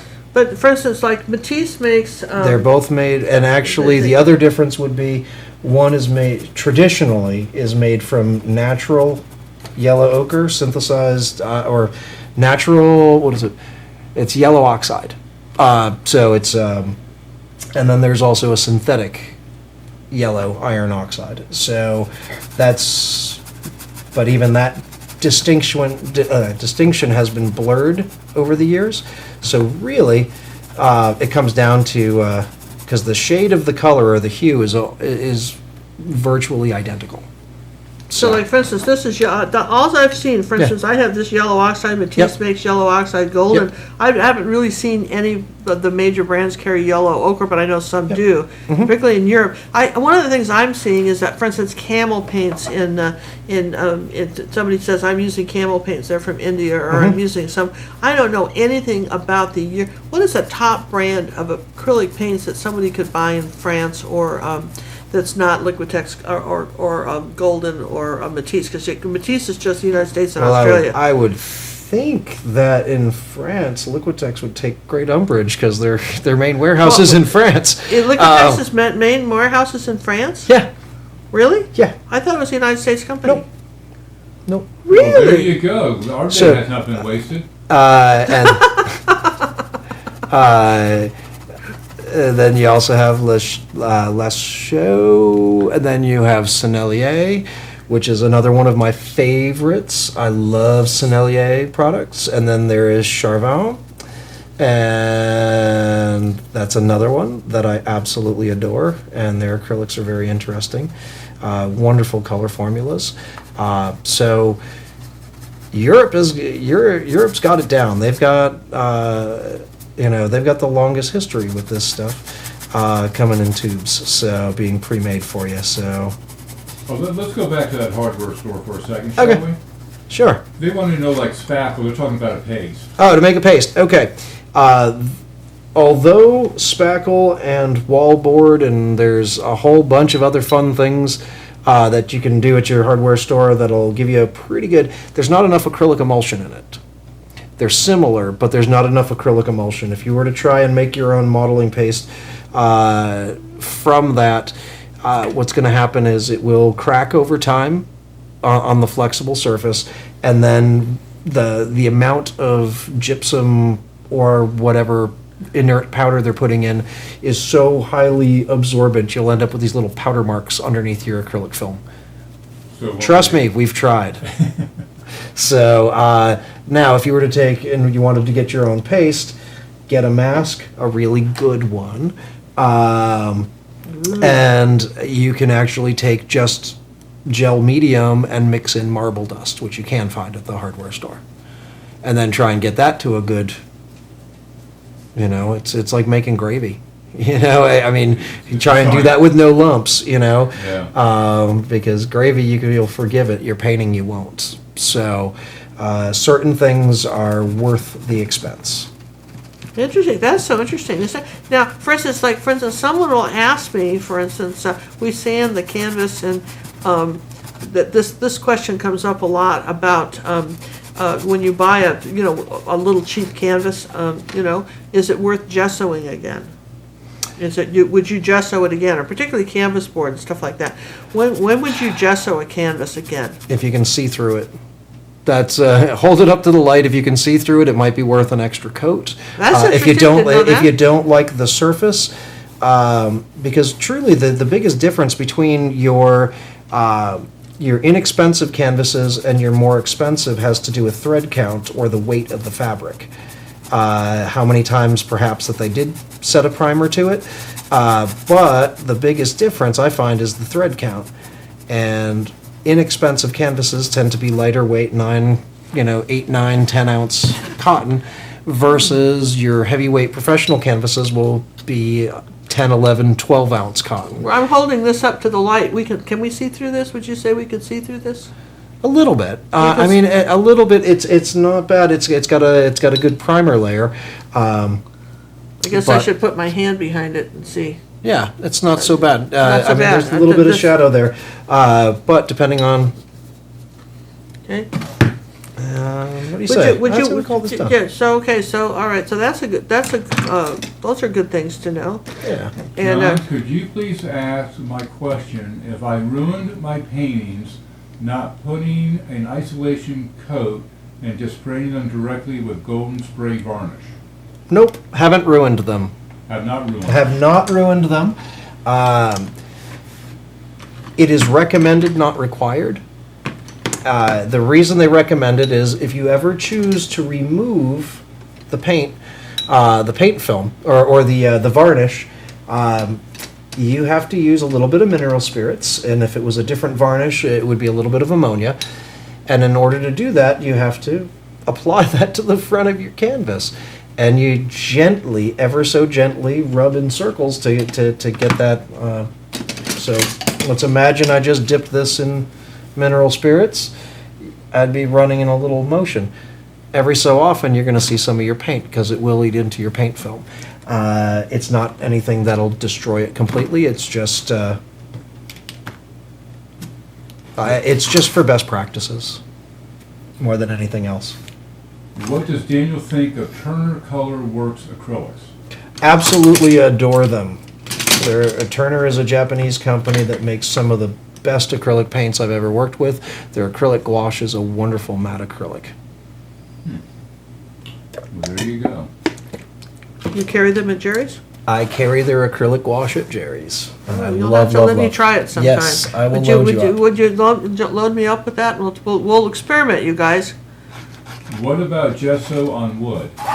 Gesso on wood. Prior to gessoing, I would recommend a barrier coat.